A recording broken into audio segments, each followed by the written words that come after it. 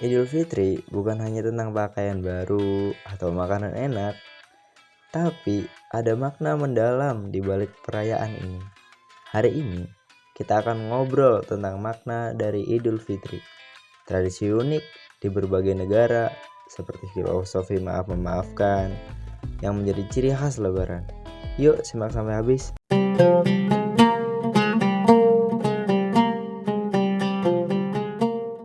Pertama, kita bahas dulu nih arti sebenarnya dari Idul Fitri.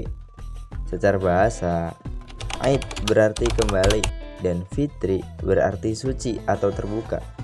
Jadi, Idul Fitri bisa diartikan sebagai hari di mana kita kembali ke fitrah, kembali ke suci seperti bayi yang baru lahir. Allah Subhanahu wa taala berfirman dalam surat Al-Baqarah ayat 185 yang memiliki arti, dan hendaklah kamu mencukupkan bilangan puasa dan mengagungkan Allah atas petunjuknya yang diberikan kepadamu, supaya kamu bersyukur.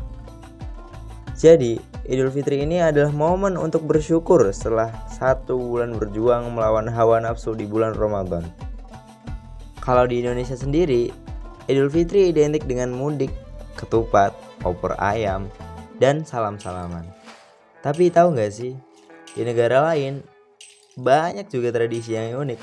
Contohnya, di Arab Saudi, Idul Fitri dirayakan dengan membagikan hadiah ke anak-anak dan berbagi makanan ke tetangga. Di Turki, perayaan Idul Fitri disebut Şeker Bayram atau festival gula. Masyarakat di sana membagikan permen dan coklat sebagai simbol manisnya kebersamaan.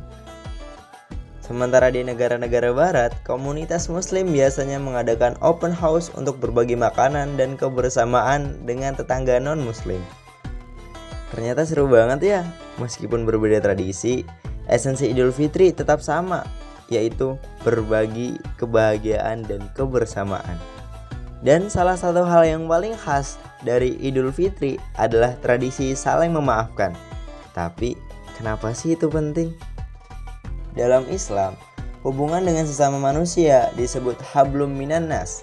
Rasulullah SAW bersabda, barang siapa yang ingin dipanjangkan umurnya dan diluaskan rezekinya, maka sambunglah silaturahmi. Hadis riwayat Bukhari dan Muslim. Jadi, momen Idul Fitri ini bukan hanya tentang makanan atau pakaian baru, tapi juga tentang membersihkan hati, berdamai dengan sesama, dan merajut kembali hubungan yang mungkin sempat renggang. Nah, itulah pembahasan kita hari ini tentang makna dan tradisi Idul Fitri.